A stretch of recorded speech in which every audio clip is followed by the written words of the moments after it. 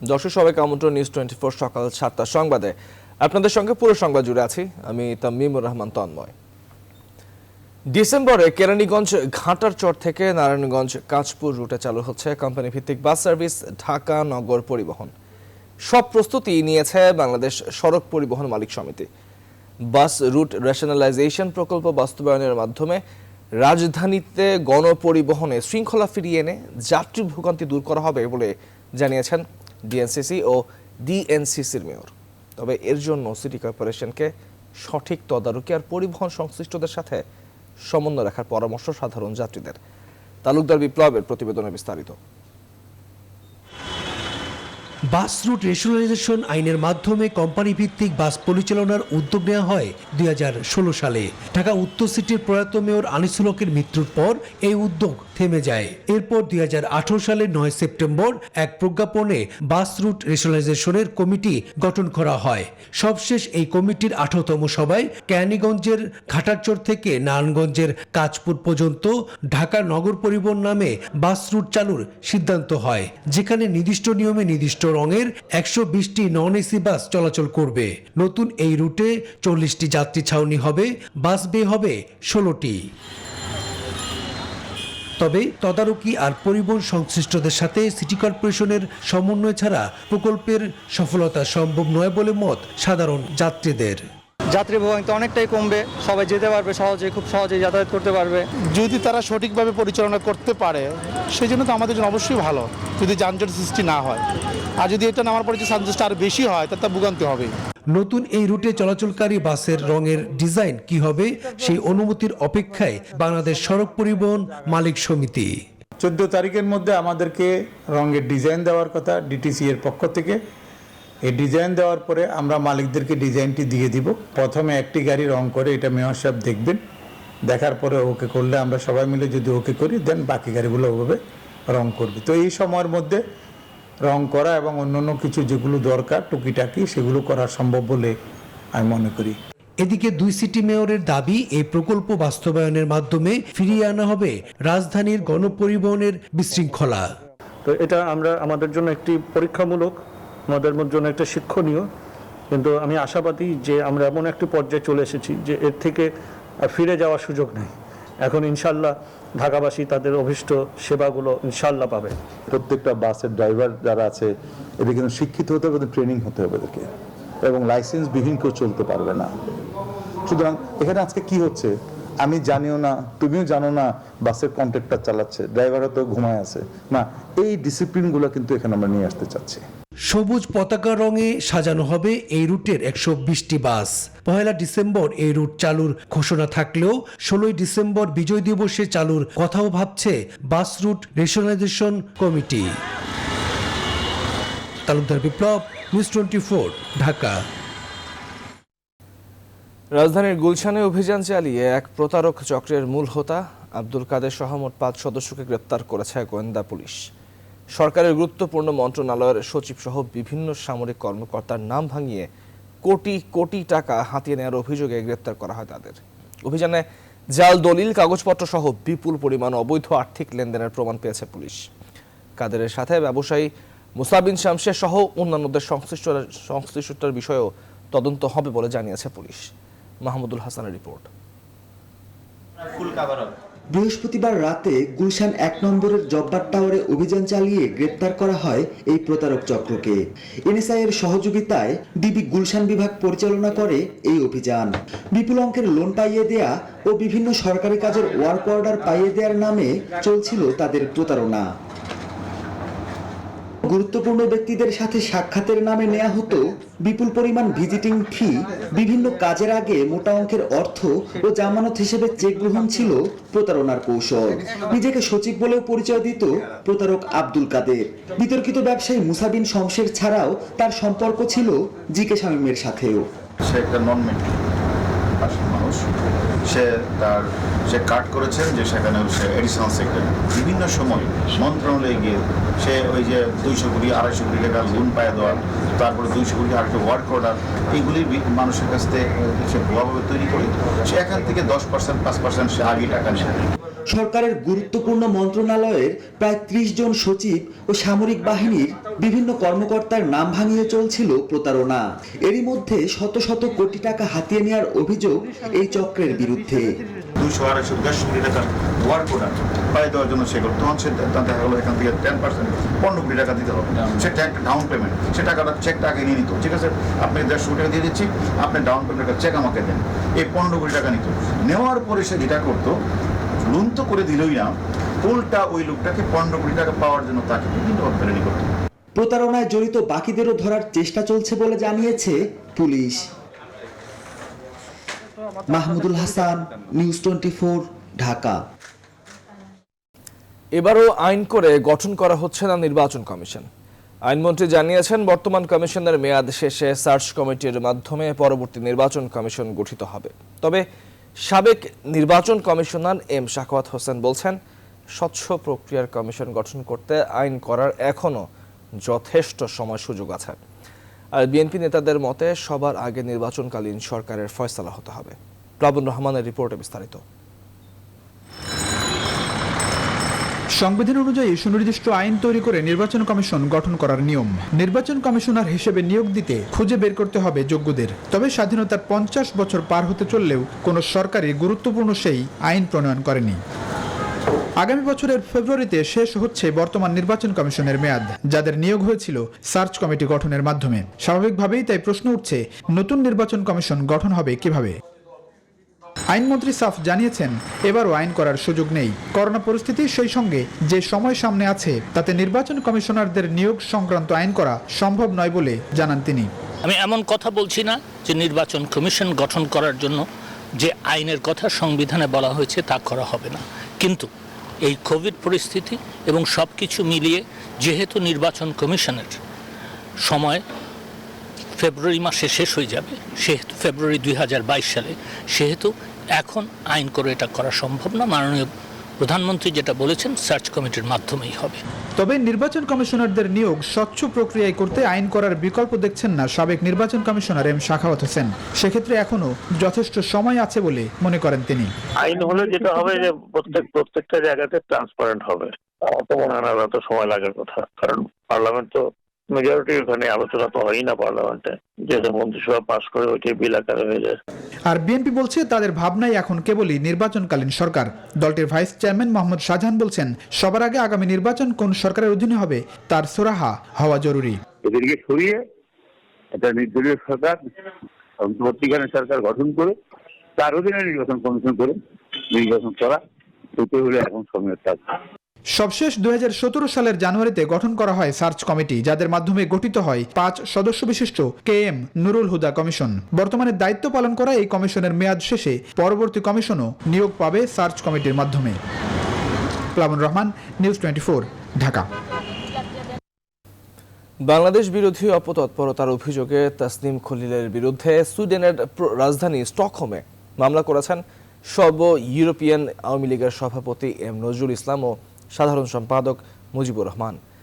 মামলার অভিযোগে বলা হয়েছে, তাসনিম খলিল বাংলাদেশ বিরোধী অপতৎপরতায় লিপ্ত। সুইডেনে বসে বাংলাদেশের সরকার, বঙ্গবন্ধু শেখ মুজিবুর রহমান এবং প্রধানমন্ত্রী শেখ হাসিনা ও বঙ্গবন্ধু পরিবারকে নিয়ে বিভ্রান্তিকর মিথ্যা তথ্য দিয়ে মানুষকে বিভ্রান্ত করার চেষ্টা করছে।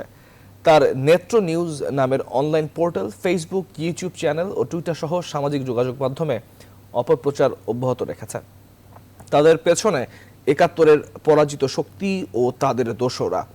মামলার বাদী নজরুল ইসলাম বলেছেন, এই ধরনের অপপ্রচার চলতে দেয়া যায় না, সেজন্যই এই আইনি ব্যবস্থা।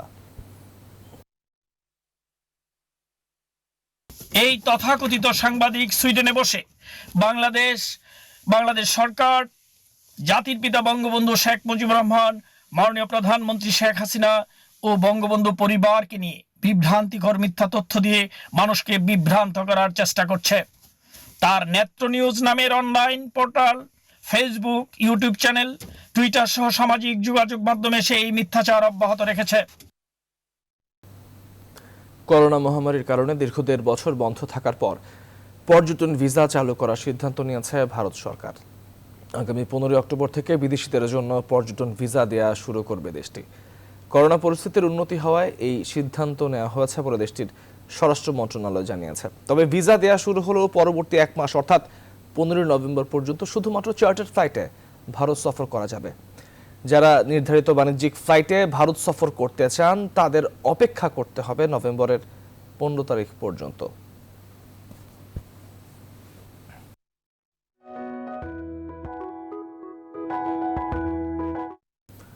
উত্তরবঙ্গের জেলাগুলোকে কক্সবাজারের সাথে সংযুক্ত করতে সৈয়দপুর কক্সবাজার রুটে সরাসরি ফ্লাইট চালু করল বাংলাদেশ বিমান। তবে শুধু অভ্যন্তরীণ যোগাযোগই না, পার্শ্ববর্তী নেপাল, ভুটান ও ভারতের সাথেও কানেক্টিভিটি বাড়াতে সৈয়দপুর বিমানবন্দরকে আন্তর্জাতিক মানে উন্নীত করা হচ্ছে, জানিয়েছেন বিমান প্রতিমন্ত্রী মাহবুব আলী। আর আগামী বছর ডিসেম্বরের মধ্যে সৈয়দপুর থেকে কক্সবাজার পর্যন্ত রেল লাইন নির্মাণেরও প্রত্যাশা রেলমন্ত্রী নুরুল ইসলাম সুজনের। সৈয়দপুর ঘুরে এসে কামাল হোসেনের ছবিতে বিস্তারিত জানাচ্ছেন লাকমিনা জেসমিন সোমা।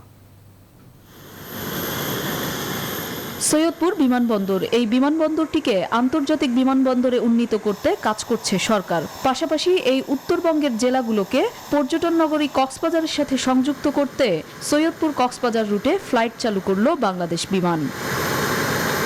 বৃহস্পতিবার বিমান প্রতিমন্ত্রী, রেলমন্ত্রী, স্থানীয় জনপ্রতিনিধি সহ সংশ্লিষ্টদের নিয়ে এই রুটের আনুষ্ঠানিক উদ্বোধন করে রাষ্ট্রীয় পতাকাবাহী সংস্থা বিমান বাংলাদেশ এয়ারলাইন্স। উদ্বোধনী অনুষ্ঠানে বিমান প্রতিমন্ত্রী বলেন, সৈয়দপুর বিমানবন্দরকে আন্তর্জাতিক মানে উন্নীত করা গেলে পার্শ্ববর্তী নেপাল, ভুটান ও ভারতের উত্তরপ্রদেশের সাথেও যোগাযোগ বাড়বে। এই সৈয়দপুর সহ এই বৃহত্তর এলাকায় রংপুর বিভাগ পুরাটাই এইসব মানুষ যাতে পর্যটন সমৃদ্ধ স্থান কক্সবাজার সরাসরি যেতে পারেন, এই জন্য এই সুযোগ সুবিধার দ্বার অবারিত করার ক্ষেত্রে আমরা বিমান চালু করেছি।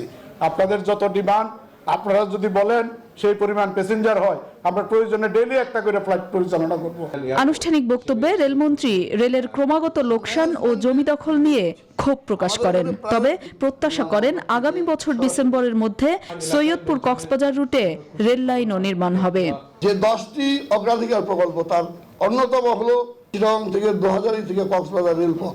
আগামী বছর ডিসেম্বর নাগাদ আমরা রেলে এই সৈয়দপুরকে কক্সবাজারের সঙ্গে সংযোগ আমরা দিতে পারবো। শুধু বিমান নয়, রেলে করে এই অঞ্চলের মানুষ যাতে সরাসরি কক্সবাজারের সঙ্গে যুক্ত হতে পারে, ঘুমায় যেতে পারে। সৈয়দপুর থেকে দুপুরে কক্সবাজারের উদ্দেশ্যে বাংলাদেশ বিমানের প্রথম ফ্লাইটটি রওনা হয়। এর আগে এই রুটে ফ্লাইট চালু করে ইউএস বাংলা। নতুন এই রুটটি জনপ্রিয় করে তুলতে বাংলাদেশ বিমানের পক্ষ থেকে নানা রকম উদ্যোগ নেওয়া হয়েছে। রংপুর সহ এর আশপাশের জেলাগুলো থেকে যাত্রীদের এয়ারপোর্টে নিয়ে আসতে এরই মধ্যে চালু করা হচ্ছে আলাদা পরিবহন ব্যবস্থা। যাত্রীদের কাছ থেকে সাড়া পেলে খুব শিগগির এই রুটে আরও ফ্লাইট সংখ্যা বাড়ানো হবে বলে জানিয়েছে বাংলাদেশ বিমান। লাকমিনা জেসমিন সোমা, নিউজ 24, সৈয়দপুর বিমানবন্দর, সৈয়দপুর। এবারে করোনা আপডেট।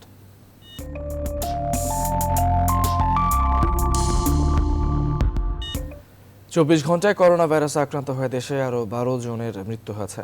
এর আগে গত 17 মার্চ 11 জনের মৃত্যুর কথা জানিয়েছিল স্বাস্থ্য অধিদপ্তর। সে হিসেবে 6 মাসেরও বেশি সময় পর করোনায় সর্বনিম্ন মৃত্যু দেখল দেশ। আর গেল 24 ঘন্টায় নতুন করোনা রোগী শনাক্ত হয়েছে 663 জন। বৃহস্পতিবার স্বাস্থ্য অধিদপ্তরের প্রেস বিজ্ঞপ্তিতে এসব তথ্য জানানো হয়। একদিনে 22,321টি নমুনা পরীক্ষার বিপরীতে করোনা শনাক্তের হার 2.97%। এখনো পর্যন্ত দেশে মোট শনাক্ত হলেন 15,60,818 জন এবং এদের মধ্যে মারা গেছেন 27,647 জন।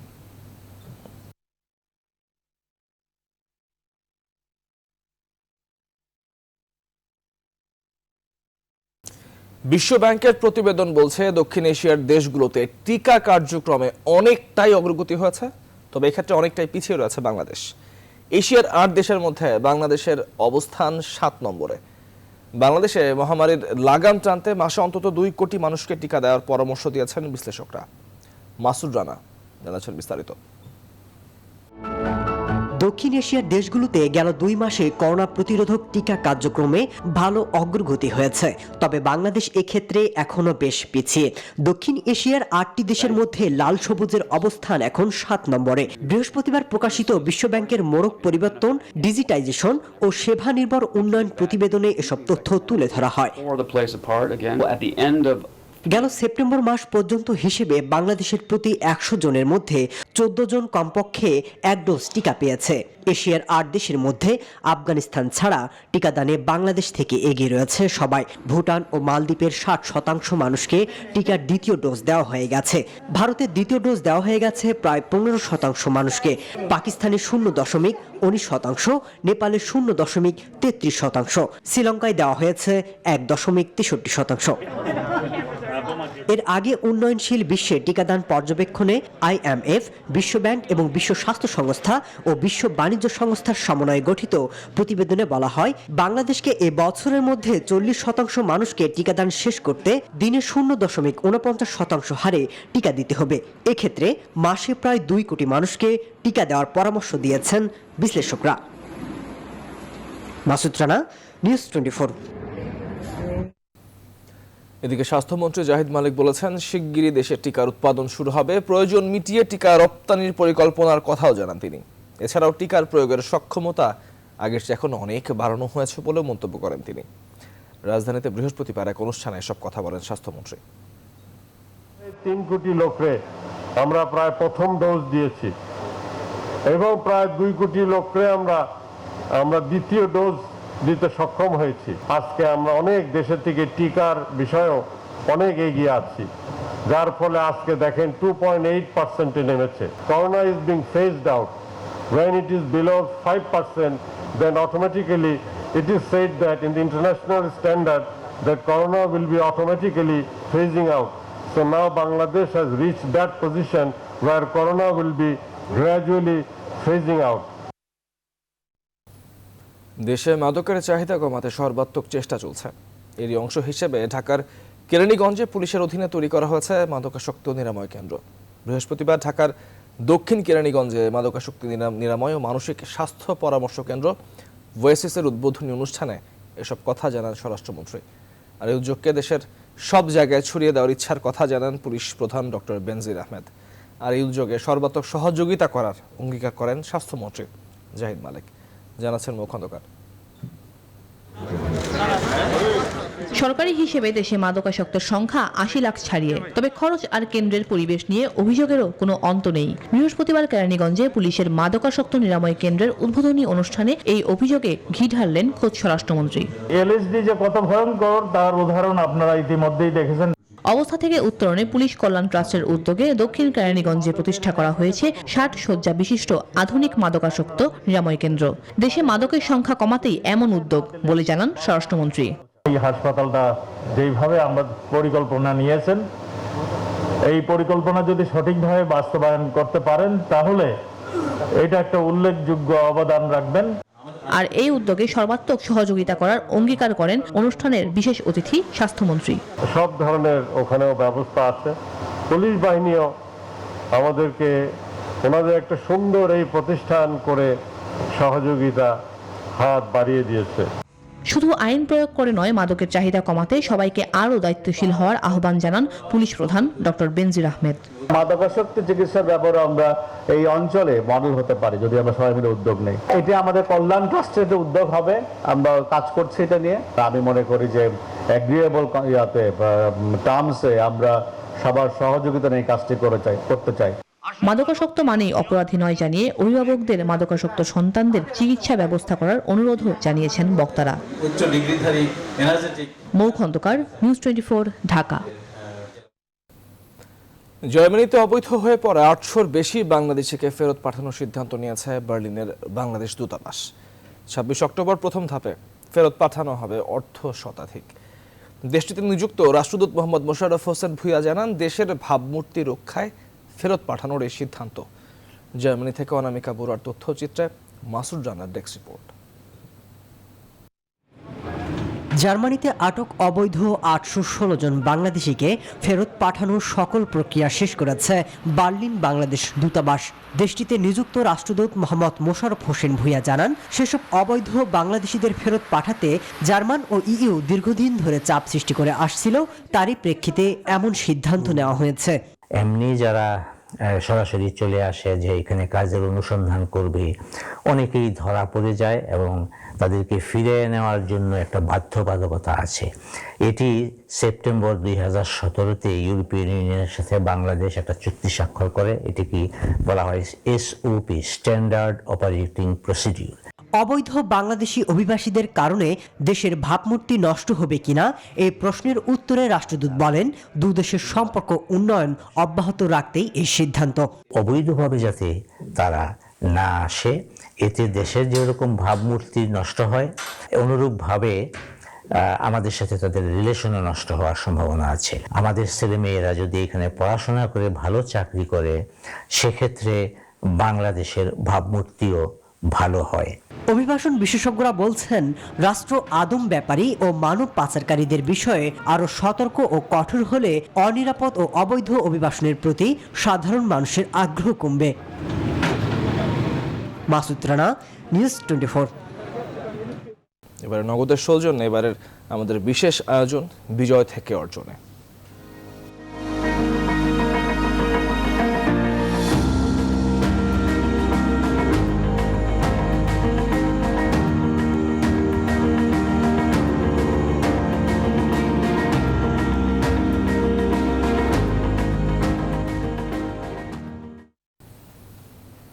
বগুড়ার গ্রামে নারীদের তৈরি জালি টুপি এখন মধ্যপ্রাচ্য সহ বিশ্বের 10টি দেশে যাচ্ছে। এখান থেকে বছরে 60 কোটি টাকার টুপি রপ্তানি হয়। আর এই কাজ করে স্বাবলম্বী হয়েছেন এখানকার অন্তত 1.5 লাখ নারী পুরুষ।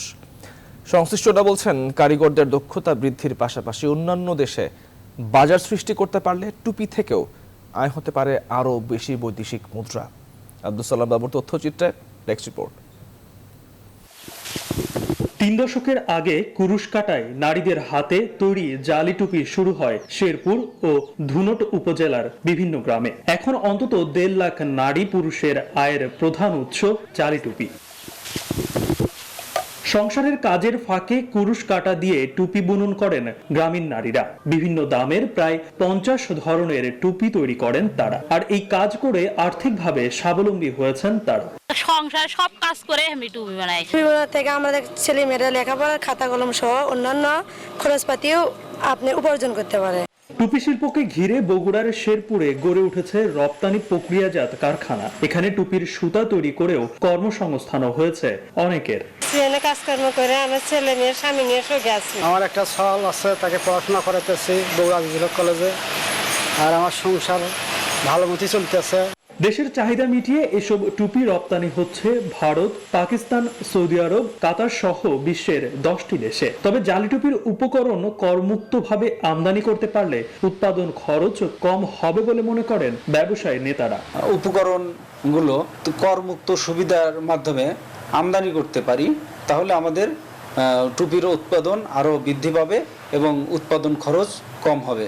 এই শিল্পে জড়িতদের প্রশিক্ষণ সহ বিভিন্নভাবে সহায়তা করছে বিসিক। টুপি যারা তৈরি করে তাদের আমরা 5 দিন ব্যাপী শিল্প উদ্যোক্তা উন্নয়ন একটা প্রশিক্ষণ আছে, তাদেরকে আমরা সে আওতায় আমরা ব্যবসাটা কিভাবে পরিচালনা করবে, শিল্প ইন্ডাস্ট্রি করবে, সেই সংক্রান্ত আমরা প্রশিক্ষণ দিয়ে থাকি। সেই সঙ্গে আমরা তাদেরকে আর্থিক সহায়তা করে থাকি। শুধু বগুড়া থেকেই বছরে 60 কোটি টাকার টুপি রপ্তানি হয় বিশ্বের বিভিন্ন দেশে। Desk report, news 24। সময়ের প্রয়োজনে সমতলের ক্ষুদ্র নৃগোষ্ঠীদের পোশাক, ভাষা, উৎসবে দ্রুত আসছে পরিবর্তন। জীবনযাপনে ধীরে ধীরে বাঙালি হয়ে উঠছেন তারা। অভাব, অনিশ্চয়তা, অশিক্ষিত জীবনকে কোণঠাসা করেছে অনেক আগেই। ভরসা এখন সরকারি, বলছেন বিশেষজ্ঞরা। নওগাঁ ঘুরে এসে সমতলের পিছিয়ে পড়া মানুষদের নিয়ে অন্তরা বিশ্বাসের 3 পর্বের ধারাবাহিকের প্রথম পর্ব আজ আর ছবি তুলেছেন ইশাত সোহেল। গাছ লাগান, পরিবেশ বাঁচান। সরকার যখন এই স্লোগান দিচ্ছে, তার বহু বহু বছর আগে থেকে সাঁওতাল, ওঁরাও, পাহান, মাহাতোরা বছরের একটি নির্দিষ্ট সময়ে করে বৃক্ষবন্দনা। এটি কারাম উৎসব। সুখ শান্তির প্রার্থনায় তারা গাছের পূজা করেন। পুজো দিয়ে রুটি পিঠা করে খায়ে অনেক আনন্দ করি। করোনা ভাইরাস আসে সমস্যা ঘটে গেছে যে কোনো জায়গা ভালো মতন কারো মন শান্তি নাই, কারো মনে আনন্দ নাই। আর্থিক সমস্যার জন্য নতুন জামা কাপড় কিনতে পারিনি। এখন তো বসে থাকা, এখন কাজ কাম নেই, বসে থাকাই তো উৎসবের সময়। আমার অত সম্পত্তি এখন কিছু নাই, আর এবার আবাদ পানি আমার তো ভালো মতন হয় নাই। আধুনিক জীবনের প্রতিহিংসা, স্বার্থপরতা গ্রাস করছে তাদের। বিভক্তি ঢুকেছে কারাম উৎসবেও। আগে যেখানে সবাই মিলে এক উৎসব করতেন, এখন সেখানে দুই ভাগ। নিজেদের বিভক্তি, তার উপরে করোনা মহামারী। উৎসবের রং তাই অনেকটাই ফিকে। আগে এটা বড় আকারের কারাম উৎসব হতো, খোলা জায়গাতে হতো, নাটশাল মাঠে হতো। এখন তাদের মধ্যে বিভক্তির কারণে কারাম উৎসবটা কিন্তু দুভাগ হয়ে গেছে, একটা নাটশালে হচ্ছে, এই মাঠে হচ্ছে। বৈষম্য পীড়িত অবস্থায় আমি মনে করি এবং অর্থনৈতিক দৈন্যদশার মধ্যে তাদের সাংস্কৃতিক ঐক্য, সামাজিক ঐক্য ধরে রাখা সহজ নয়। আমাদের সরকারকে, রাষ্ট্রকে একটা বিশেষ একটা প্যাকেজ নিয়ে, সামাজিক অর্থনৈতিক সমর্থন বা সহযোগিতার প্যাকেজ নিয়ে এই আদিবাসী মানুষগুলোর পাশে দাঁড়াতে হবে। গবেষণা বলছে ৭৯.৩% মানুষই ক্ষুদ্র নৃগোষ্ঠীদেরকে ইতিবাচক চোখে দেখেন না। টিকে থাকার প্রয়োজনেই তারা বাঙালি সংস্কৃতির সাথে মিশে যাচ্ছেন। এতে লোকায়ত জ্ঞান, ঐতিহ্য, বিশ্বাস ও রীতিনীতি অনেক জায়গায় বিলুপ্ত হচ্ছে। যায়, রাত আসে, আঁধার কাটে না এই জীবনের। উৎসব সেখানে ক্ষণস্থায়ী গোধূলির মতোই রং ছড়ায়। বৈচিত্র্যময়তা যে কোনো দেশের সংস্কৃতিকে করে অনেক বেশি শক্তিশালী। বিশ্বের বিভিন্ন দেশের বিভিন্ন সংস্কৃতি যখন বিলুপ্ত হবার পথে, তখন বাংলাদেশের বিভিন্ন গোষ্ঠীর এই সংস্কৃতি আর আচার অনুষ্ঠানগুলো বাংলাদেশের সংস্কৃতিকে করছে আরো বেশি সম্পদশালী, বলছেন বিশেষজ্ঞরা। অন্তরা বিশ্বাস, নিউজ 24, নওগাঁ। নরসিংদীতে বাড়ছে বেওয়ারিশ লাশ। গেল 9 মাসে মিলেছে নবজাতক সহ অজ্ঞাত 37টি মৃতদেহ। ময়নাতদন্ত শেষে এসব মৃতদেহ দাফন করা হয় রেললাইনের পাশে অথবা পৌর কবরস্থানে। তবে বছর পেরিয়ে গেল, পরিচয় শনাক্ত করতে আসে না কোনো স্বজন। অবশ্য পুলিশ বলছে, পরিচয় নিশ্চিত করতে অজ্ঞাত মৃতদেহের ফিঙ্গারপ্রিন্ট সহ ডিএনএ প্রোফাইলিং করে ছবি সহ দেশের সকল থানায় পাঠিয়ে দেওয়া হয়। হৃদয় খানের তথ্যচিত্রের ডেস্ক রিপোর্ট। নরসিংদীতে রেল লাইনে ট্রেনে কাটা পড়ে আবার কখনো নদীর তীরে পড়ে থাকতে দেখা যায় নাম পরিচয়বিহীন অজ্ঞাত লাশ। সদর হাসপাতালের মৃত ব্যক্তিদের রেজিস্ট্রারের তথ্য অনুযায়ী গেল 9 মাসেই 37টি অজ্ঞাত মৃতদেহ পাওয়া গেছে। এসব মৃতদেহ ময়না তদন্ত শেষে দাফন করা হয়েছে রেল লাইনের পাশে ও পৌর কবরস্থানে। বছর পেরিয়ে গেলেও অজানাই থেকে যাচ্ছে এসব মৃত্যুর রহস্য। অনেক সময় পরিচয় মিললেও সংরক্ষণ না করায় শেষ স্মৃতিচিহ্নটুকু খুঁজে পান না স্বজনরা। বিভিন্ন জায়গাতে বেওয়ারিশ লাশগুলা আনা হয়, আনা করিয়া পরে পুষ্পনাম করিয়া আমি লেলে জায়গা উত্তর সাইডে মাটি দিই। মাটি দিলে কুকুরে নিয়ে যায়, কিন্তু মাটিও নাই, বাউন্ডারিও নাই। সরকারের কাছে দাবি, এটা যদি একটা চিহ্নিত করে একটা ওয়াল টল করে দিত, তাহলে বোঝা যেত এটা একটা কবরস্থান। ময়না তদন্ত শেষে অজ্ঞাত এসব মৃতদেহ ডিএনএ পরীক্ষা করে নমুনা সংগ্রহ করে পুলিশের মাধ্যমে ল্যাবে পাঠিয়ে দেওয়া হয়। অত্যন্ত সম্মানের সাথে অজ্ঞাতনামা লোকদের পোস্টমর্টেমও করা হয় এবং চেহারা বিকৃত থাকে, দাবি করলে যাতে মিলিয়ে দেখা যায় এজন্য ডিএনএ নমুনাও সংরক্ষণের জন্য বলা হয়ে থাকে। পোস্টমর্টেমও সংরক্ষণ করি এবং এটা ডিএনএ ল্যাবে পাঠিয়ে দেয় পুলিশের মাধ্যমে। পুলিশ বলছে, অজ্ঞাত এসব মৃতদেহের ফিঙ্গারপ্রিন্ট সহ ডিএনএ প্রোফাইলিং করে ছবি সহ দেশের সকল থানায় পাঠিয়ে দেওয়া হয়। আর পরিচয় নিশ্চিত করতে কাজ করছে আইন শৃঙ্খলা বাহিনী। নাম পরিচয় শনাক্তকরণের ক্ষেত্রে আমরা যে কাজগুলো করে থাকি সেটি হচ্ছে, আমরা ডেড বডিটির ছবি তুলে রাখি আর আমরা লাশের ফিঙ্গারপ্রিন্ট সংগ্রহ করে রাখি। আমাদের প্রথম কাজই থাকে যে যত দ্রুত সম্ভব আমরা তার নাম পরিচয় শনাক্ত করতে পারি এবং তার পরিবারের কাছে যেন আমরা পৌঁছে দিতে পারি। নাম পরিচয় ও ঠিকানাবিহীন এসব মৃতদেহের কবর সংরক্ষণ করে রাখার দাবি জানিয়েছেন এলাকাবাসী। Desk report, news 24। যশোরে মেডিকেল কলেজ প্রতিষ্ঠার 10 বছর পার হয়েছে, তবে এখনো মেডিকেল কলেজের জন্য অত্যাবশ্যকীয় হাসপাতাল প্রতিষ্ঠা হয়নি। এই কারণে প্রশিক্ষণ ক্লাসের জন্য শিক্ষক শিক্ষার্থীদের যেতে হয় যশোর সদর হাসপাতালে। এতে দুর্ভোগ বেড়েছে তাদের। স্থানীয়রা বলছে, মেডিকেল কলেজের সঙ্গে 500 শয্যার হাসপাতাল চালু হলে বৃহত্তর যশোর জেলার মানুষ আরও উন্নত চিকিৎসা সেবা পাবে। রিপন হোসেনের তথ্যচিত্রের এক রিপোর্ট। 2011 সালে যশোর মেডিকেল কলেজ স্থাপন করা হয়। 2010-11 শিক্ষাবর্ষ থেকে MBBS প্রথম বর্ষের ক্লাস শুরু হয়। প্রথম দিকে যশোর জেনারেল হাসপাতালে কলেজটির কার্যক্রম চালানো হতো। পরে স্থানান্তর করে শহরের শঙ্করপুর বাস টার্মিনাল এলাকায় হরিণার বিলে নিজস্ব ক্যাম্পাসে নেওয়া হয়। বর্তমানে ইন্টার্ন সহ কলেজে 4 শতাধিক শিক্ষার্থী রয়েছে। তবে দীর্ঘ 10 বছরেও এখানে চালু হয়নি মেডিকেল কলেজ হাসপাতাল।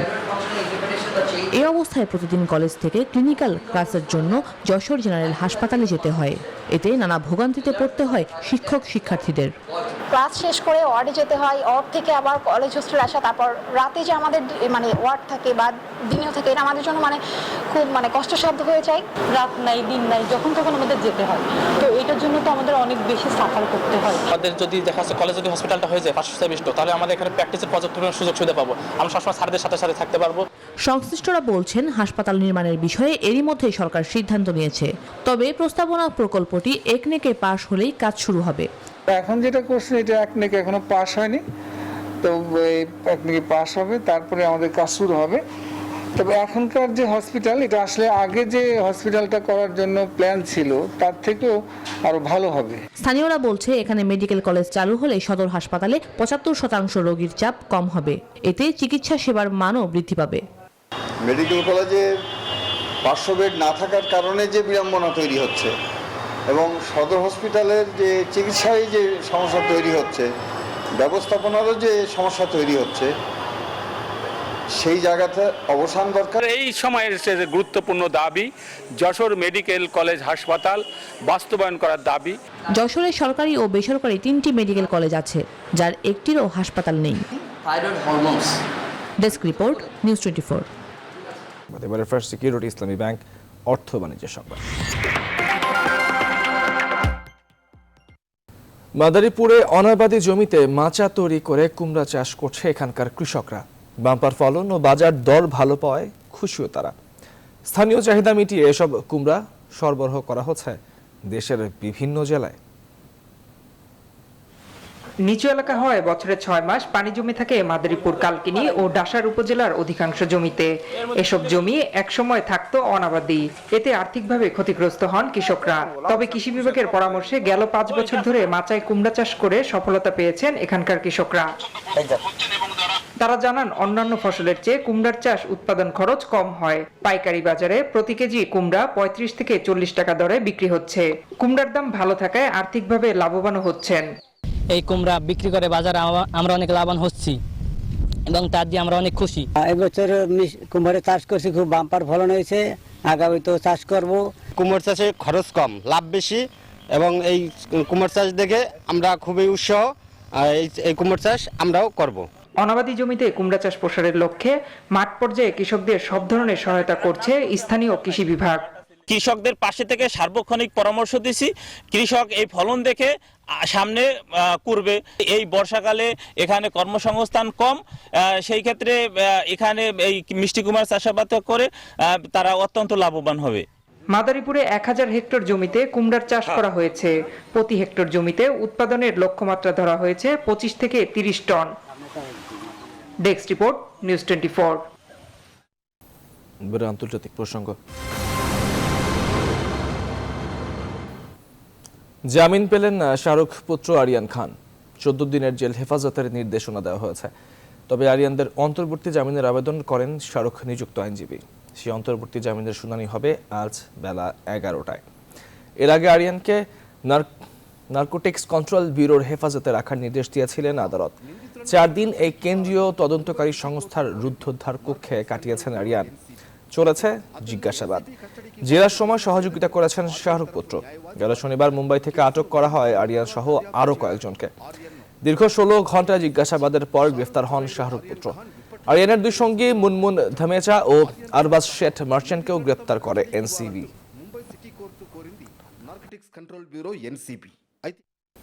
চলতি বছরের শুরু থেকে এখনো পর্যন্ত যুক্তরাষ্ট্রে পৌঁছানোর উদ্দেশ্যে পানামা জঙ্গল পাড়ি দিতে গিয়ে 1.5 শতাধিক অভিবাসন প্রত্যাশী প্রাণ হারিয়েছে। পানামার প্রসিকিউটর কার্যালয়ে বরাতে এই তথ্য দিয়েছে আল জাজিরা। সংবাদ মাধ্যমটি জানায় গেল বছরের তুলনায় এই সংখ্যা অনেক বেশি। কলম্বিয়া ও পানামা সীমান্তবর্তী এই দারিয়েন জঙ্গল পাড়ি দিতে গিয়ে গেল বছর প্রাণ হারিয়েছিল 20 থেকে 30 জন। পানামা কর্তৃপক্ষের তথ্য অনুযায়ী 2021-এর শুরু থেকে এখনো পর্যন্ত দারিয়েনের গ্যাপ পাড়ি দিয়ে যুক্তরাষ্ট্রে প্রবেশ করেছে প্রায় 70,000 লোক। এই সংখ্যা গেল 5 বছরের সমান। দারিয়েন জঙ্গলপথটি অনেক ভয়ঙ্কর। প্রাকৃতিক হুমকি ছাড়াও সেখানে অপরাধীদের উপদ্রব অনেক বেশি। প্রায় সেখানে ডাকাতি ও ধর্ষণের শিকার হন ভ্রমণকারীরা।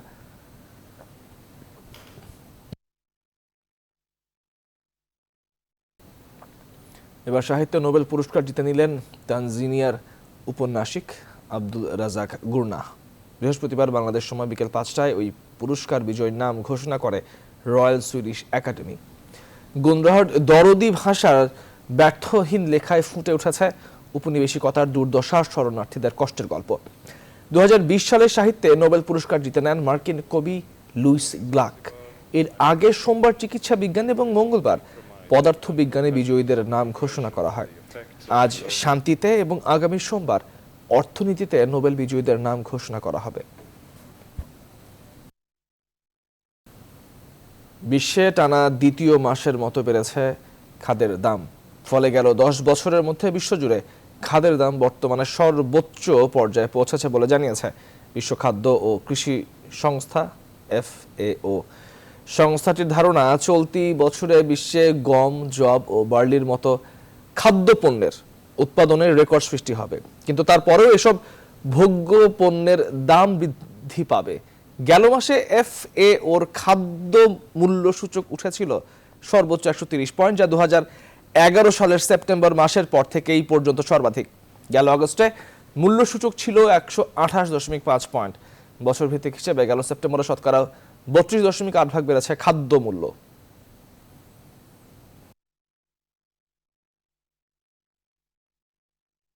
News 24 sports. সাফ চ্যাম্পিয়নশিপের খবর জানাবো। নিজেদের তৃতীয় ম্যাচে স্বাগতিক মালদ্বীপের বিপক্ষে 2-0 ব্যবধানে হেরেছে বাংলাদেশ। আগের 2 ম্যাচের তুলনায় এদিন মলিন ছিল ফুটবলারদের পারফরম্যান্স। এই হারে ফাইনাল খেলার সমীকরণ কঠিন হয়ে গেল অস্কার ব্রুজুন দলের জন্য। সেই সঙ্গে এই মালদ্বীপের বিপক্ষে 18 বছর ধরে থাকা জয়ের যে খরা ঘুচানোর সুযোগ ছিল, সেটাও হারালো বাংলার ফুটবলাররা। মালদ্বীপ থেকে আরো জানাচ্ছেন মাহফুজুল ইসলাম। ঘরের মাঠ, চেনা গ্যালারি, স্বাগতিক দলের সমর্থনে এদিন 1000 মালদ্বীপ ফুটবল ভক্ত গ্যালারিতে নিজ দলের সমর্থনে ফাটিয়েছেন গলা। ম্যাচ শেষে তার প্রতিদানটাও দিয়েছেন আলী আশফাকরা। Kick off. গেল 2 ম্যাচের তুলনায় নিজেদের তৃতীয় ম্যাচে অনেকটাই ছন্নছড়া ফুটবল জামালদের। ম্যাচের প্রথম মিনিটে বাংলাদেশের আক্রমণ, বিপ্লুর দুর্বল শট, মালদ্বীপ গোলরক্ষক মোহাম্মদ ফয়সালে আটকা। এরপর বেশ কয়েকটি কাউন্টার অ্যাটাক বাংলাদেশের, কিন্তু মালদ্বীপ ডিফেন্সে বাংলার ফরওয়ার্ডদের বারেবার অসহায় আত্মসমর্পণ। 38 থেকে 43 মিনিটের মধ্যে 3টি আক্রমণ মালদ্বীপের। তারিখ তপুতে বাধা পড়ে সেই আক্রমণগুলো, সাথে বিপদ থেকে আপাতত রক্ষা। প্রথমার্ধের শেষ বাঁশি বাজার আগে বক্সের বাইরে ফ্রি কিক পায় মালদ্বীপ। ফ্রি কিক বাধা পড়ে বাংলার ওয়াল জিকোতে। গোলশূন্য থেকে বিরতিতে যায় দুই দল। বিরতি থেকে ফিরে ম্যাচের 54 মিনিটে মালদ্বীপের আলী ফাসিরের দূরপাল্লার শট আটকে যায় জিকোতে। তবে 56 মিনিটে হয়নি রক্ষা। কর্নার থেকে বক্সে জটলায় বাইসাইকেলটিকে গোল করেন মালদ্বীপের স্ট্রাইকার হামজা মোহাম্মদ। উল্লাসে মালদ্বীপ গ্যালারি। ম্যাচের 66 মিনিটে 3 পরিবর্তন বাংলাদেশের। বিপ্লুর রহমত আর ইব্রাহিমের পরিবর্তে শফিল সুমনার জুয়েলে ভরসা রাখতে চেয়েছেন কোচ, কিন্তু তাতে আর বদলায়নি খেলার ধরন। উল্টো ম্যাচের 74 মিনিটে প্রতিপক্ষের ফরওয়ার্ড নিয়াজ হোসেনকে বক্সে সোহেল রানা ফাউল করলে পেনাল্টি পায় স্বাগতিকরা। পেনাল্টি থেকে আলী আশফাকের নিখুঁত ফিনিশিং। অনায়াসেই জিকোকে অন্যদিকে। এরপর আর ম্যাচে ফেরা কঠিন হয়ে যায় বাংলাদেশের জন্য। শেষের 2-0 ব্যবধানে হেরে ফাইনাল খেলার সমীকরণটা কঠিন করে ফেলল জামাল জিকোরা। তার পুরনো অনেক স্মৃতি। ঘরের মাঠের সুবিধা শব্দটির অন্যতম বড় উদাহরণ হতে পারে এই ম্যাচ। 18 বছর ধরে মালদ্বীপের বিপক্ষে জয়হীন বাংলাদেশ, বড় সুযোগ ছিল ম্যাচটা জেতার, কিন্তু দিন শেষে হারের লজ্জায় পড়তে হলো বাংলাদেশকে এবং একই সঙ্গে ফাইনাল খেলার সমীকরণটা কঠিন করে ফেলল জিকো জামালরা। মালদ্বীপের মালে থেকে মাহফুজুল ইসলাম, নিউজ 24। এদিকে ম্যাচের পর মালদ্বীপের সাথে বাংলাদেশের হারের কারণ ব্যাখ্যা করেছেন কোচ অস্কার ব্রুজুন। আর অন্যদিকে মালদ্বীপের অভিজ্ঞ ফরওয়ার্ড আলী আশফাক এই বাংলাদেশের খেলায় হয়েছেন মুগ্ধ। খেলার ধরনে যে আগের চাইতে বড় পরিবর্তন লাল সবুজ শিবিরে, সেটা স্বীকার করেছেন ম্যাচ পরবর্তী সংবাদ সম্মেলনে। মালদ্বীপ ফিজিক্যালি অনেক এগিয়ে ছিল, বেশিরভাগ ডুয়েলসি ওরা জিতেছে। আমাদের এনার্জি লেভেল ড্রপ করেছে। প্রতি 72 ঘন্টা পর পর খেলা অনেক কঠিন কাজ, যদিও আমি কোনো অজুহাত খুঁজতে চাই না। ওরা যোগ্য দল হিসেবেই জিতেছে।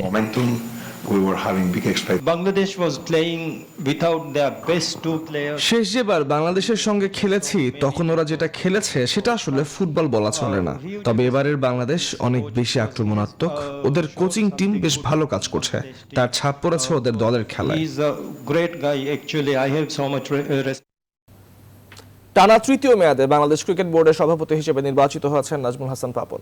বৃহস্পতিবার পরিচালক পর্ষদের প্রথম বৈঠকে 25 পরিচালক নাজমুল হাসান পাপনকেই বেছে নেন বিসিবি প্রেসিডেন্ট হিসেবে। নির্বাচিত হয়ে পাপন দিয়েছেন বিসিবির গঠনতন্ত্র পরিবর্তনের আভাস, পাশাপাশি দেশব্যাপী মাঠ সংকট দূরীকরণ ও ক্রিকেট একাডেমি গঠনে দিয়েছেন প্রতিশ্রুতি। পার্থ বণিকের রিপোর্টে বিস্তারিত।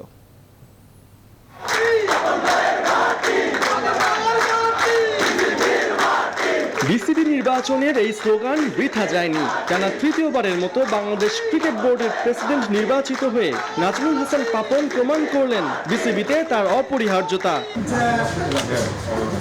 বৃহস্পতিবার ছিল নতুন পরিচালক পর্ষদের প্রথম বৈঠক, যেখানে 25 পরিচালক সভাপতি হিসেবে নাজমুল হাসান পাপনই রাখলেন তাদের আস্থা। দায়িত্ব নিয়েই বোর্ড সভাপতি জানিয়ে দিলেন তার প্রথম অ্যাসাইনমেন্ট, পাল্টাতে হবে বিসিবির গঠনতন্ত্র। এতগুলা ক্লাব এখানে আমাদের পার্টিসিপেট করে, অথচ ক্লাবগুলোর ভোট নাই। আর এমন সব ভোটারের নাম দেখি ক্রিকেটের সাথে যাদের কোনো তারা ভোটার কাউন্সিলর দিচ্ছে, যাদের সাথে ক্রিকেটের কোনো সম্পর্কই নেই। আমি অন্তত এই 8-9 বছরে কোনো দিন তাদের কোনো রোল ক্রিকেটে আছে বলে দেখিনি। জাস্ট আপনাদের এক্সাম্পল হিসেবে বলছি। আমি মনে করি এখানে একটা পরিবর্তন আসা দরকার। ক্রিকেটের উন্নয়নে প্রথমে যেটা দরকার তা হলো মাঠ। দেশব্যাপী এটার সংকট থাকলেও বিশ্বকাপ ও চ্যাম্পিয়ন্স ট্রফি আয়োজন করতে চায় বিসিবি। তাই যত দ্রুত সম্ভব শেখ হাসিনা আন্তর্জাতিক ক্রিকেট স্টেডিয়ামের কাজ শেষ করতে চায় বোর্ড। কারণ আমরা যে বিশ্বকাপে যে পার্টিসিপেশনের কথা বলেছি, ওখানে কিন্তু এটা দেখানো আছে। কারণ ওখানে 6টা স্টেডিয়াম আপনার লাগবেই মিনিমাম 6টা, আর T20-তে তো আরও বেশি, অ্যান্ড ওডিআই তো সম্ভবই না, 3 দেশ মিলে করতে হচ্ছে আমাদের আর কি। So what I am trying to say, এটা ইজ আ মাস্ট যদি আমরা এখানে বিশ্বকাপের খেলা চাই। রিজিওনাল ক্রিকেট অ্যাসোসিয়েশন গঠনের প্রতিশ্রুতি বারবার মিললেও বাস্তবে তার দেখা পাওয়া যায়নি আদৌ। সিলেট ও চট্টগ্রামে পাইলট প্রকল্প শুরু হলেও বিসিবি প্রধান দিয়েছেন তৃণমূলে ক্রিকেট উন্নয়নের আরেক রূপরেখা। সারা বাংলাদেশে অন্তত 8-10টা ভালো একাডেমি তো আমরা করছি। We should be world class, যতটুকু সম্ভব খুব ভালো একাডেমি। ওখান থেকে অ্যাটলিস্ট 3টা থাকবে ডেডিকেটেড। ব্যাটিং স্পেশালিস্ট, ব্যাটিংয়ের জন্য হলে একটা ওই একাডেমিতে যাবে, ফাস্ট বোলারসদের জন্য একটা, স্পিনারদের জন্য একটা, এবং ওই জায়গায় আমাদের দেশীয় বিদেশীয় কোচিং স্টাফ একদম রেডি থাকবে for development purpose. Partha Banik, news 24, Dhaka. ঝিনাইদহে অনুষ্ঠিত হলো গ্রাম বাংলার ঐতিহ্যবাহী লাঠি খেলা। এই আয়োজনকে ঘিরে খাজুরা গ্রাম পরিণত হয়েছিল উৎসবের নগরীতে। কেউ প্রথম, আবার কেউ অনেকদিন পর লাঠি খেলা দেখতে পেয়ে উচ্ছ্বসিত। প্রতিনিয়ত এই ধরনের আয়োজন করার দাবি দর্শকদের। শেখ রুহুল আমিনের তথ্যচিত্রে ডেস্ক রিপোর্ট। গ্রামীণ ঐতিহ্য লাঠি খেলা দেখতে ঝিনাইদহ শহরের খাজুরা পূর্বপাড়ায় সকাল থেকেই ভিড় করে অসংখ্য নারী পুরুষ। শহর ছাড়িয়ে গ্রাম থেকেও আসতে শুরু করে দর্শকরা। শুরুতে ঢাক ঢোল আর কাঁসার ঘণ্টার সাথে নৃত্য আর অঙ্গভঙ্গি প্রদর্শন করে খেলোয়াড়রা। এর পরপরই দুইজন লাঠিয়াল বাদ্যের তালে তালে ঝাঁপিয়ে পড়ে একে অন্যের উপর। আত্মরক্ষার পাশাপাশি প্রতিপক্ষকে কাবু করতে মেতে ওঠেন তারা। শহরে ব্যস্ত জীবন আর করোনা মহামারীতে দীর্ঘদিন বন্ধ ছিল এই আয়োজন।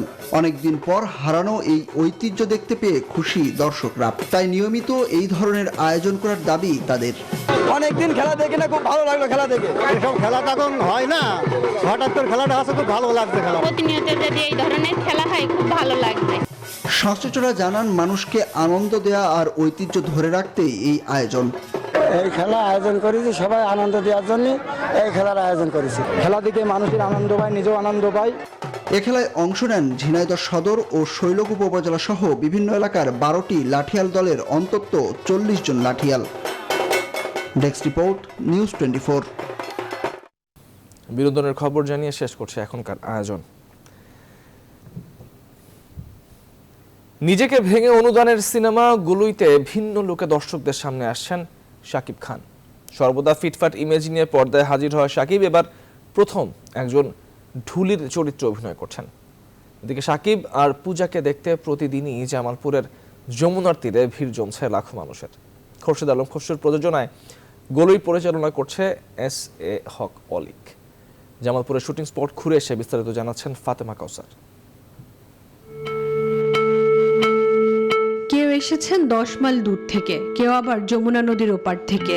নির্দিষ্ট দূরত্বে দীর্ঘ সময় অপেক্ষা, রূপালী পর্দার তারকা শাকিব আর পূজাকে এক নজর দেখার। আশেপাশে গ্রাম থেকে আসা এত মানুষের ঢল জামালপুরের মাদারগঞ্জের যমুনার ধারে গত 2 অক্টোবর থেকে। 10 কিলো রাস্তা হেঁটে আসছি। আমরা অনেকটা হ্যাপি যে আমাদের গ্রামে আসতে থাকি। চলছে অনুদানের সিনেমা গোলইয়ের দৃশ্য ধারণের কাজ, যেখানে প্রথমবার চিত্রনায়ক শাকিব খানের বিপরীতে অভিনয় করছে পূজা চেরি। শাকিব জানালেন, গ্রামীণ আবহে এমন চিত্রনাট্যে এবারই প্রথম অভিনয়। শুধু তাই নয়, হাজারো মানুষের ভিড়ে অভিনয়ের অভিজ্ঞতাও প্রথম।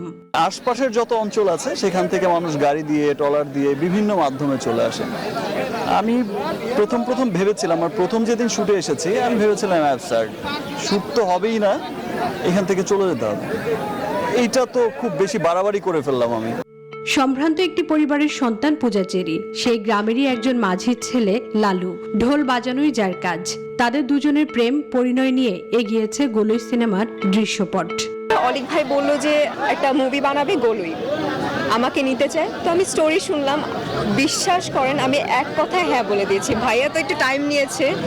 সাধারণ মানুষের এমন ঢল সামলাতে কাজ করছে পুলিশ সদস্য সহ স্বেচ্ছাসেবক দল। পরিচালক জানান, এমন সব অভিজ্ঞতাকে কাজে লাগিয়ে গোলই হবে অসাধারণ এক সিনেমা। সবকিছু মিলিয়ে আসলে গোলই দারুণভাবে এগিয়ে যাচ্ছে। সবসময় আমি প্রেম নিয়েই ছবি বানাই, এটাও একেবারে পিওর প্রেমের ছবি, লাভ স্টোরি। সামনে কোনো বড় উৎসবে প্রেক্ষাগৃহে আসবে গোলই। অনুদানের সিনেমা নিয়ে নানা অভিযোগ কিছুটা গুছাবে এই সিনেমা, এমন প্রত্যাশা প্রযোজকের। গোলই সিনেমাটার বাজেট 1.5 কোটি টাকা, সেখানে আমরা অনুদান পেয়েছি সরকার থেকে 60 লক্ষ টাকা। বাকি টাকা আমাদের নিজস্ব অর্থায়নে আমরা গোলই সিনেমার কাজ শেষ করব। গত 28 সেপ্টেম্বর জামালপুরে শুরু হয়েছে গোলই ছবির শুটিং, চলবে অক্টোবর মাস জুড়ে। ফাতেমা কাউসার, নিউজ 24, জামালপুর। দর্শক, শেষ করছে এখনকার নিউজ 24 সংবাদ। সঙ্গে থাকবার জন্য এতক্ষণ ধন্যবাদ সবাইকে।